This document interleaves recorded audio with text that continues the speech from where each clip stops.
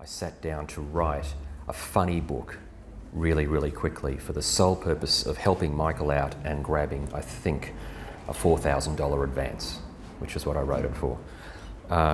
And it worked. I rang up all of my old flatmates. For those of you who haven't read Falafel, I lived with nearly 100 people when I was in my 20s. I just moved from house to house, sometimes from couch to couch. I kept notes on some of them, and some I just remembered. A lot of them were crazy people. And when it came time to write this book, I thought I have a lot of stories, and some of them, weren't fit for polite company like this, but I'll share one, for example, which stands out. There was a young woman I lived with who I think we call Melissa in the book. She ran a $35,000 credit card scam out of one house that I was living in. She did this by telling us that a friend of hers wanted to set up a business in Sydney. He was from Brisbane, and to set this business up, he needed to install a phone line on our unused phone jack. We said, oh, okay, that's fine, you can do that. What he did was set that phone line up. He used that phone line to create an identity. This is a long time ago, before identity theft was even thought of. By creating that identity, he then parlayed that into very soft credit, things like credit cards from Katie's and Susan, and by using those soft forms of credit, he then collected a whole bunch of much harder forms of credit like Amex and Diners, and then they went to work. And Melissa, as I call her in the book, just moved out one day telling us that she had to go to North Queensland to help a friend paint a house. Happens all the time. Off she went. A couple of months later on, we began to get these bills, repeated demand for payment from all these credit cards. We'd had a lot of people through this house, and we just figured this is some flatmate from 6 or 7 or 8 iterations ago. But they just kept coming, they kept coming.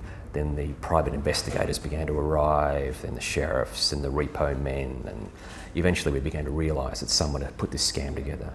I was walking through King's Cross one day and I spoke to somebody who vaguely knew Melissa, and I said, oh, how'd that house painting thing work out? House painting, what are you talking about? I just mentioned we'd had all these repo men and private investigators coming to the door, and her dopey friend, she was so naughty doing that. Gave the game away. She had put together this entire scam. That was one story. There were a couple of thousand of them which just got put into this book, one story after another. Came out, died. Died like you wouldn't believe. Nobody would stock this book because the publisher was a little independent publisher. He had absolutely no market heft whatsoever. And who was I? Just some idiot who worked for a bunch of street magazines. We had nothing going for us.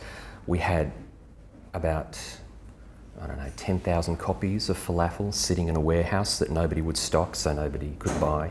And after 6 months, we figured Michael was going to lose his house. I was going to have to go back to the bread line, and then for some reason, it began to sell. And the only reason I can imagine it began to sell was because of theatre. A bunch of unemployed actors who were on this dodgy Keating government scheme where they got to pool all of their dole checks together and form a business, came to me and they said, we've formed a theatre business, Cyclone Theatre Company, they called themselves. And part of our homework is to adapt a book for the stage, and we'd like to adapt Falafel. I went, knock yourself out, kids, what can you give me for it? Not much, as it turned out. I sold the rights to that book for a 6-pack, a deal which was negotiated on the back of a sodden beer mat in a bar up in King's Cross. The show did quite well.